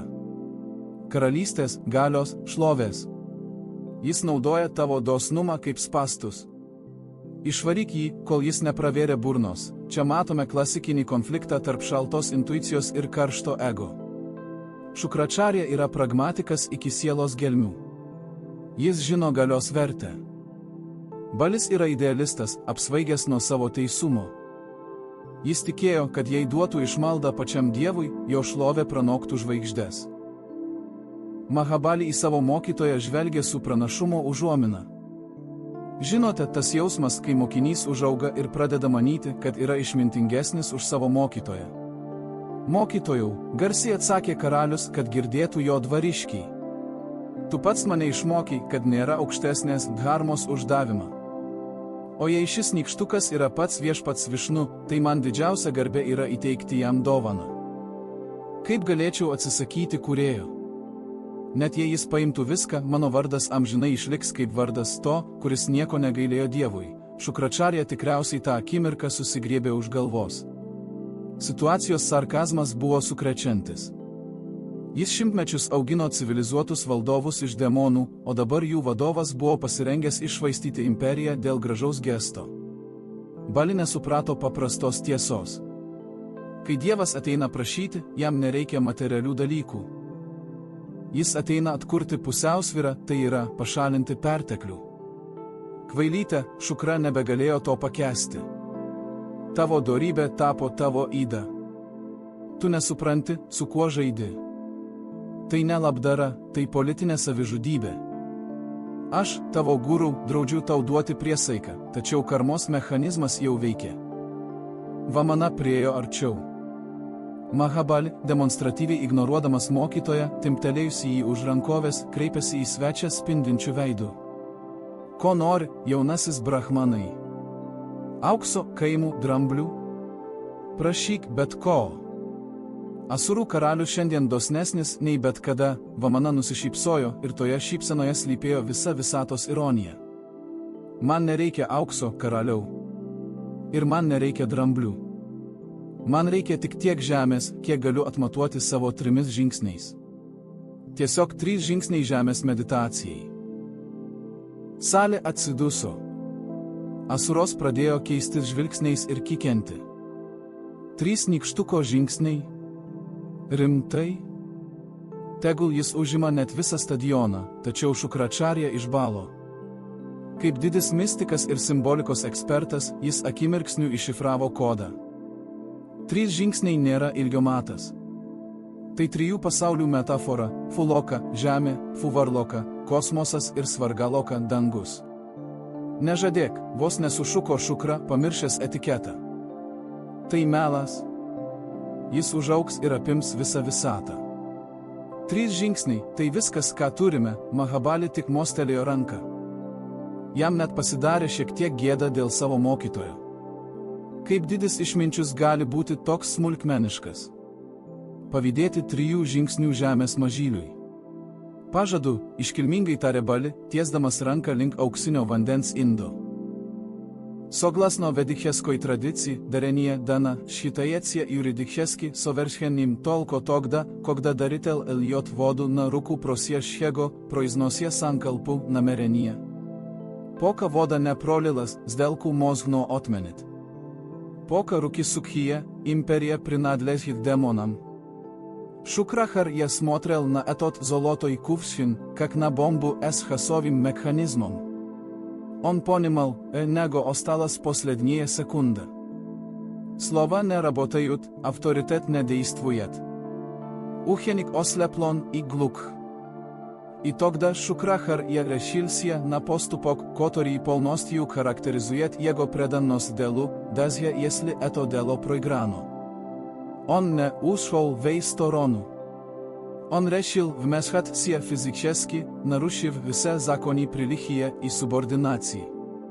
Используя свои мистические силы, великий гуру уменьшил свое тело до размеров крошечного насекомого. Пока бали поднимал тез голий кувшин, маленький шукра взлетел и нирнул прямо вей носик сосуда. Jis prispaudė nugarą ir kojas prie siauro ąsočio kaklelio, užblokuodamas vandens tekėjimą. Tai buvo žeminanti, sėdėti tamsoje, šlapiame ąsotyje, tarsi kokiame kamštyje. Tačiau šukra buvo pasirengęs iškęsti bet kokį pažeminimą, jei tik vanduo neišsilies ir įžadas nebus įvykdytas. Mahabalis pakreipė ąsotį. Vanduo neišbėgo. Karalius papurtė ąsotį. Nė lašo. Kas negerai, svarstė Mahabalis. Kažkas turbūt užstrigo, ant altoriaus apgaubė tylą. Šukračarja, susispietęs snapelyje, tikėjosi, kad karalius padės ąsotį, pašauks tarnus, sukels sąmyšį ir akimirka bus prarasta. Tačiau jis pamiršo, kas stovi priešais karalių. Vamana, kuris, žinoma, viską matė ir žinojo, pažvelgė į ąsotį skvarbiu žvilgsniu. Jis žinojo, kas ten slepiasi, ir žinojo, ką daryti. Vamana pasilenkė ir pakėlė aštrų žolės stiebelį. O karaliau, maloniai tarė Vamana, atrodo, kad ąsočio snapelyje yra purvo ar vabzdžio. Leisk man jį išvalyti, kad galėtum įvykdyti savo įžadą. Vamana, šypsodamasis visatos išmintimi, lėtai priglaudė aštrų darbą žolės stiebelį prie auksinio indo angos. Beje, ši žolė vedų ritualuose naudojama ne be reikalo. Jos ašmenys aštrus kaip skutimosi peiliukas. Šukračarja, susispietęs siauro indo kaklelio tamsoje, puikiai suprato, kas nutiks kitą sekundės dalį. Jis turėjo pasirinkimą. Jis galėjo išsivaduoti, išnykti, išskristi kaip musė, išsaugodamas regėjimą. Bet tai reikštų pasiduoti be kovos, leisti vandeniui akimirksniu išsilieti. Taigi jis liko. Jis priėmė šį iššūkį tiesiai. Aštrus žolės stiebelis įskrido į ąsočio snapelį. Vamanos judesys buvo sklandus, užtikrintas ir negailestingas. Ašmenys pataikė į žymę. Jie pervėrė didžiojo guru akį. Skausmas tikriausiai buvo nepakeliamas, bet šukra neištarė nė garso. Jis neleido savo rėkti, nes tai būtų išniekinę šventą Jadžnos tylą. Tačiau fiziologija nugalėjo. Instinktyviai atsitraukęs nuo skausmo, Šukračarja pasislinko, atlaisvindamas praėjimą. Ir vanduo pradėjo tekėti. Plona srovelė, žėrinti saulėje, krito ant nykštuko delno. Priesaika buvo užantspauduota. Likimo mechanizmas, kurį šukra bandė užblokuoti savo kūnu, suveikė. Mahabali, pamatęs, kad vanduo pagaliau teka, palengvėjęs atsiduso ir džiaugsmingai užbaigė dovanojimo ceremoniją. Jis ištarė paskutinius sankalpos žodžius, pagaliau perleisdamas 3 žingsnių žemės nuosavybę šiam keistam berniukui. Ta akimirka Šukračarja išniro iš ąsočio, grįždamas į savo įprastą formą. Tačiau jis nebebuvo tas spindintis grožis, kokį buvo įpratę matyti asuros. Jis stovėjo prispaudęs ranką prie veido, kraujas sunkėsi pro pirštus. Viena jo akis buvo prarasta amžiams. Scena kupina gilios dramos. Įsivaizduokite Balio reakciją. Karalius ką tik atliko didžiausią gerą darbą savo gyvenime, jis didžiuojasi savimi, tikėdamasis pagyrų. Ir tada jis pamato savo mokytoją, luošą, be akies. Karalius pradeda suprasti, kad ąsotyje užsikimšęs daiktas nebuvo purvas. Tai jo mentorius paaukojo save, bandydamas išgelbėti kvailą mokinį nuo pražūties. Šukračarja, dabar jau ekakša, vienakis, nekėlė scenos. Jis stovėjo tyliai, viena likusia akimi žvelgdamas į Vamaną su neįtikėtinu pagarbos ir kartėlio mišiniu. Jis pralaimėjo žaidimą, bet už įėjimo bilietą sumokėjo kainą, kurios ne kiekvienas dievas nori mokėti. Skirtingos interpretacijos šią akimirką aiškina skirtingai ir kiekviena versija atskleidžia naują mūsų herojaus charakterio aspektą. Viena vertus, tai bausmė už bandymą sužlugdyti dieviškąją valią. Višnu, regis, sako, tu per daug susitelki į materialinę naudą, pamiršdamas aukštesnį tikslą, todėl aš atimsiu tau dalį regėjimo. Kita vertus, džotišų mokslininkai čia mato nuorodą į specifinę Veneros prigimtį. Ši planeta atsakinga už prisirišimus. Šukra buvo pernelyg prisirišęs prie savo mokinio Mahabalio, prie savo idealios asuros valstybės projekto. Šis prisirišimas jį apakino, priversdamas eiti prieš akivaizdžią laiko tėkmę. O norėdamas atgauti dvasinę įžvalgą, jis turėjo prarasti fizinį regėjimą. Dabar pasaulį jis matė ne dualiai, o holistiškai. Tačiau grįžkime prie įvykių Narmados upės pakrantėje. Vos tik vanduo palietė Vamanos ranką, mažo berniuko iliuzija subyrėjo. Nykštukas pradėjo augti. Ir tai nebuvo vien augimas. Tai buvo kosmogoninis plėtimasis. Jo kojos liko ant žemės, bet galva dingo begalybėje. Saulė ir mėnulis tapo jo akimis, debesys, plaukais, o žvaigždės papuošalais. Tai buvo Višvarupos, visatos formos forma. Mahabali sustingo iš siaubo ir susižavėjimo. Dabar jis suprato, apie ką jį perspėjo mentorius, bet buvo per vėlu. Vamana žengė pirmąjį žingsnį ir juo apdengė visą žemę. Antruoju jis peržengė dangų. Visas jo turtas, viskas, ką jis sukaupė ir pastatė vadovaujamas Šukros, per 2 akimirkas dingo po viešpaties kojomis. Aš atmatavau 2 laiptelius, sugriaudėjo balsas, privertęs kalnus drebėti. Su šiais aš užėmiau visus tavo turtus. Kur žengsiu trečiąjį žingsnį? Tu man pažadėjai 3, Mahabali, netekęs visko, išskyrus garbę, atsiklaupė. Jis neturėjo ką pasiūlyti, tik save patį.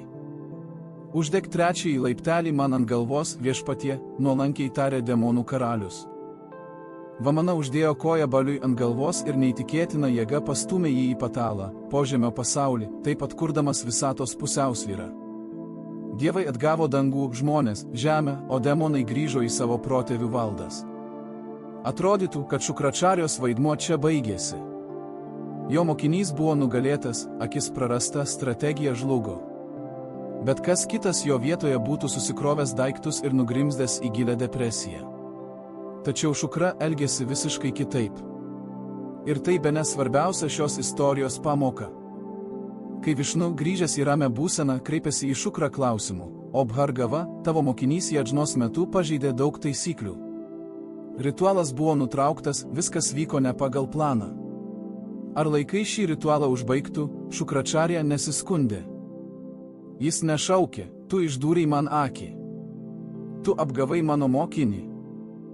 Vietoj to, įveikęs skausmą, pagarbiai sunėrė rankas ir ištarė frazę, kuri tapo Šrimat Bhagavatamo dalimi, o viešpatie. Net jei ir yra klaidų tariant mantras ar atliekant veiksmus rituale, vien tavo vardo paminėjimas viską padaro tobulą. Nėra jokių trūkumų, apsvarstykite šios akimirkos svarbą. Šukračarija pripažįsta pralaimėjimą, bet tai daro taip oriai, kad pats pralaimėjimas tampa dvasinę pergalę. Jis nejaučia pykčio Višnui dėl akies praradimo. Jis supranta, tokios buvo žaidimo taisyklės ir jis, Šukra, pasirinko dalyvauti. Jis gynė savo mokinį iki paskutinio žingsnio, paaukodamas savo dalelę. Tačiau kai pagaliau buvo apreikšta aukščiausiojo viešpaties valia, jis ją priėmė be isterijos. Ši savybė skiria tikrą brahmaną nuo paprasto burtininko. Šukračarija įrodė, kad jo dharmos žinios peržengė asmeninės nuoskaudas. Tačiau akies trauma paliko savo žymę. Nuo tada astrologijoje pažeista Venera dažnai siejama su regėjimo problemomis. Tačiau tai turi ir paslėptą aspektą. Netekęs vienos akies, Šukra nustojo žiūrėti į išorinės formas. Jo žvilgsnis nukrypo į vidų. Jis tapo tuo, kuris mato paslėptus motyvus, slaptus troškimus ir bet kokio susitarimo spąstus. Ši istorija moko mus įdomaus paradokso. Kartais, norint pamatyti tiesą, reikia nustoti žiūrėti į gražų įvyniojimą. Mahabali žvelgė abiem akimis ir pamatė mielą berniuką. Šukra žvelgė anapus formos ir pamatė pavojų. Taip, jis kentėjo dėl savo įžvalgos. Bet ar tiesa turi būti saugi? Šukračarija įėjo į istoriją kaip vienintelis guru, kuris tiesioginė prasme užblokavo pralaužimą, kad išgelbėtų savo globotinį, puikiai žinodamas, kad klydo. Tai aukščiausia pedagoginio lojalumo forma. Galite nesutikti su savo mokiniu, galite matyti jo klaidas. Tačiau, kai ištinka nelaimė, smūgį patiriate patys. Dabar, kai aukojimo ugnies dūmai išsisklaidė ir Mahabali pasitraukė valdyti požemio pasaulio, mūsų herojus susidūrė su nauju savo nesibaigiančio gyvenimo etapu. Jis neteko akies, neteko geriausio savo mokinio. Jo politinės ambicijos buvo sutryptos dieviškomis kojomis. Tačiau būtent šią absoliutaus žlugimo akimirką prasidėjo jo virsmas iš demonų mokytojo į kosminę būtybę, kurios spindesį matome kiekvieną rytą rytuose. Jis turėjo suprasti, kaip gyventi su šia žaizda ir kaip paversti savo pralaimėjimą šviesos šaltiniu visai visatai. Juk, kaip žinome, Venera yra ryškiausia planeta mūsų danguje. Pasak Matsija Puranos, Šukra vėl pasitraukė į gilų mišką. Tačiau šį kartą jo tikslas nebuvo ginklai ar mantros. Jo tikslas buvo šviesa. Jis pradėjo tokį intensyvų asketizmą, kad net ankstesni jo žygdarbiai kybant dūmuose būtų atrodę kaip lengvas apšilimas. Jis stovėjo nejudėdamas, sugerdamas saulės spindulius ir apdorodamas juos savo sąmonėje. Kronikose rašoma, kad jis pradėjo švytėti. Iš pradžių tai buvo švelnus mirgėjimas, bet laikui bėgant jis sustiprėjo. Tam tikrų momentų šaltos, baltos šviesos, sklindančios iš vienakio išminčiaus, intensyvumas prilygo saulės dievo Surijos intensyvumui. Įsivaizduokite vaizdą. Vienas šviesulys danguje, o žemėje, džiunglių viduryje, sužibo antras. Tai sukėlė rimtą sąmyšį. Visata tiesioginė prasme perkaito nuo vieno brahmano ambicijų. Už ką atsakingas šis naujai paskirtas dangiškasis ministras? Ir čia kyla pagrįstas klausimas. Žinome, kad Čandra mėnulis yra atsakingas už vandenis, atoslūgius ir potvinius bei augalų sultis, Soma. Ar Šukra tikrai perėmė savo kaimyno darbą? Visai ne. Čia slypi subtilus galių pasidalymas, kurį turime suprasti. Čandra yra motinos drėgmė. Tai tiesiog vanduo, kuris maitina, drėkina ir suteikia masės. Tai pienas, kuris maitina kūdikį, kad jis augtų. Tačiau Šukra yra ne tik vanduo. Tai esencija. Ajurvedoje egzistuoja Šukra dhatu, reprodukcinio audinio, spermos savoka. Tai galutinis medžiagų apykaitos produktas, sudėtingiausia ir brangiausia medžiaga organizme. Jei Čandra aprūpina vandeniu, kad augalas tiesiog išliktų žalias ir sultingas, tai Šukra yra atsakinga už tai, kad šis augalas gamintų saldų nektarą, žydėtų žiedas ir susiformuotų sėkla. Šukra yra visatos galia. Jis yra tas, kuris transformuoja paprastą biologinę materiją į naują gyvybę. Be jo pasaulis būtų tiesiog drėgnas ir žalias, bet nevaisingas. Štai kodėl mūsų herojus tapo vyrios, gyvybinės jėgos, saugotoju. Jis yra kosminis genetikas. Jis yra atsakingas už iš tėvo sūnui perduodamos medžiagos kokybę nuo žiedo iki vaisiaus. Šukra, buvęs demonų mokytojas, tapo vyriausiuoju visatos biologu. Jis taip pat gavo galią skirstyti lietų. Tačiau ne bet kokį lietų, o būtent tokį, kuris atneša turtus ir derlių. Vedų astrologijoje Veneros padėtis dažnai naudojama žemės ūkio sėkmei numatyti. Jei Venera stipri, tvartai bus pilni. Jei ją užklups, bus drėgmės, bet ji bus nenaudinga. Derlius supus arba neaugs. Keista, bet Šukra danguje šviečia ryškiau nei visos kitos žvaigždės ir planetos, neskaičiuojant šviesulių. Jo šviesa balta, tyra ir skvarbi. Būtent toks ir buvo jo charakteris, bekompromisis ir skaidrus. Ir net praradęs vieną akį istorijoje su Vamana, jis danguje pasirodo kaip nepriekaištingas deimantas. Astronomai patvirtins, kad Venera turi aukščiausią albedą – atspindėjimą. Ji nesugeria šviesos, dosniai ją praleidžia į kosmosą. Įdomu stebėti, kaip danguje išdėstyta mokytojų hierarchija. Jo amžinas priešininkas Brihaspati, Jupiteris, taip pat yra ten. Jie tęsia savo nesibaigiantį šokį, bet dabar saugiu atstumu. Jupiteris yra didžiulis, auksinis, lėtai judantis ir moko dievus dėsnių, moralės ir plėtimosi. Venera yra ryški, greita ir akinančiai balta. Ji moko mus, kaip rasti šio dėsnio spragas, skirtas laimiai, malonumui ir dauginimuisi.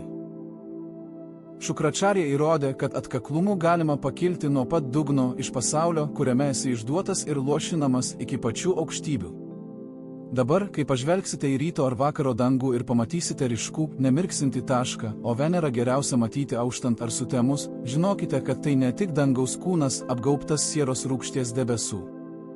Tai tas pats Bhargova, kuris kadaise 1000 metų rijo dūmus. Tai tas, kuris žino nemirtingumo paslaptį. Jis vis dar yra čia, stebi mus savo vienintelę likusią akimi. Ir jis netikrina mūsų moralės kaip Jupiteris. Jis tikrina mūsų gyvybingumą. Ar mumyse dega gyvenimo ugnis? Ar mes gebame mylėti? Ar galime kurti? Nes šukrai gyvenimas be aistros ir kūrybiškumo yra ne gyvenimas, o tiesiog egzistencija. O jo žengimas į dangų yra priminimas mums visiems. Net jei jums buvo atimtas regėjimas ir karalystė, tol, kol turite vidinės stiprybės, galite spindėti ryškiau nei saulė. Tačiau šukros kaip planetos istorija nesibaigia biologija ir lietumi. Jo įtaka žmogaus psichikai yra daug gilesnė. Juk jis prižiūri ir pavojingiausią, ir gražiausią mūsų gyvenimo sferą – mūsų troškimus. Atrodytų, kad čia slypi akivaizdus prieštaravimas. Mes prisimename šukrą kaip griežtą asketą, kabantį žemyn galva virš ugnies, mintantį dūmais ir įsimenantį tūkstančius sudėtingų mantrų. Kaip šis sausas, kietas, vienakis senukas staiga tapo įsimylėjėlių, poetų, muzikantų ir šokėjų globėjų. Kodėl džiotišoje Venera atsakinga už komfortą, prabangius audinius, išskirtinį maistą ir juslinį malonumą? Kur logika? O logika čia yra tvirta, jei į pasaulį žvelgiate tantros akimis. Šukračarija yra vienintelis didis guru, teigiantis, kad pasaulio atsisakymas nėra vienintelis kelias į išsivadavimą. Jo amžinas priešininkas Brihaspati moko dievus, kad pasaulis yra iliuzija, iš kurios reikia apsivalyti per dharmą ir maldą. Tačiau šukra savo mokiniams sako, pasaulis yra dieviška žaismė lila, o norint pažinti kūrėją, reikia pažinti visą jo kūrinį. Venera neskatina mūsų pasinerti į aistras. Tai primityvi interpretacija. Šukra moko sublimacijos. Atminkite, kad jis turi mritą sanyvani, atgimimo paslaptį. O kas yra gyvenimas? Gyvenimas yra troškimas. Kol turite troškimą ką nors daryti, mylėti ką nors kurti, esate gyvas. Kai tik troškimas išnyksta, prasideda irimas. Šukra, kaip žymiausias kosmoso biologas, supranta, kad traukos energija, kurią dažnai gėdingai vadiname geismu, yra visko kuras. Jei ši energija tiesiog išeikvojama į primityvų malonumą, ji greitai išsenka. Tačiau jei ji pakeliama aukščiau, ji virsta kūrybiškumu. Štai kodėl visi 64 menai, aprašyti senovės traktatuose, yra šukros globoje, nuo dainavimo ir piešimo iki puokščių komponavimo ir kvepalų ruošimo meno. Didis menininkas, bemiegės naktis praleidžiantis poliruodamas savo drobę, yra asketizmo būsenoje, panašioje į šukros miške. Jis yra apsėstas. Ir šią maniją valdo Venera. Šukračarija mums parodo, kad grožis yra ne tik estetika, tai griežta matematika ir disciplina. Pabandykite tapti balerina ar virtuozų smuikininku tiesiog mėgaudamiesi gyvenimu. Tai neveiks. Turėsite ištverti pragarišką mokymą, skausmą ir apribojimus. Ir čia pasireiškia tikroji Bhrigų sūnaus prigimtis – griežtumas dėl formos tobulumo. Žmonių horoskopuose stipri Venera suteikia ne tik gražias akis, bet ir neįtikėtiną charizmą. Tas pats magnetizmas, kuris verčia kitus paklusti be prievartos. Tai palikimas iš laikotarpio, kai šukra mokė demonus diplomatijos. Sužavėti priešą, sužavėti jį, priversti jį tave mylėti. Tai ginklas daug galingesnis už lazdą. Tačiau yra ir kita medalio pusė, apie kurią romantikai nemėgsta kalbėti. Šukra yra pasirinkimo planeta. Sanskrito žodis kama reiškia ne tik juslinį malonumą, bet ir patį troškimą. Ir šukra nuolat pateikia mums pasirinkimą. Kaip išleisime savo gyvenimo išteklius?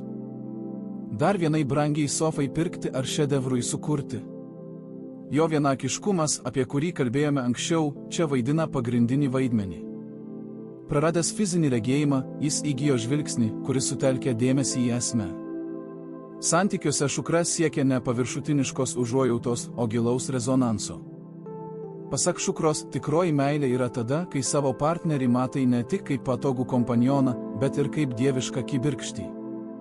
Ir esi pasiruošęs tarnauti šiai kibirkščiai taip pat atsidavusiai, kaip jis tarnavo savo nepaklusniems asuros mokiniams. Įdomu tai, kad šukra valdo ne tik reprodukcinę sistemą, bet ir hormonų pusiausvyrą, tai kas priverčia mūsų akis spindėti, o odą švytėti. Kai žmogus yra įsimylėjęs arba aistringai siekia idėjos, jis tiesioginė prasme švyti iš vidaus. Tai yra aktyvuota vidinė šukra. Ir atvirkščiai, kai matome nuobodų, pilką žmogų, astrologai sako, kad jų Venera kenčia. Jie neturi gyvenimo džiaugsmo.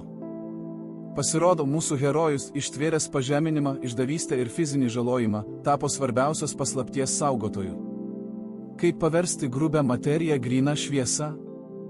Jis yra didis alchemikas. Jis paima nešvarumus, aistrą ir instinktus ir išgrynina juos į poeziją, muziką ir aukščiausią meilės formą – bhakti. Šiandien Šukračarja nėra malonus senelis, dalijantis saldainius. Jis griežtas vertintojas, tikrinantis mūsų kokybę. Ar vertiname grožį? Ar galime mylėti be savanaudiškumo?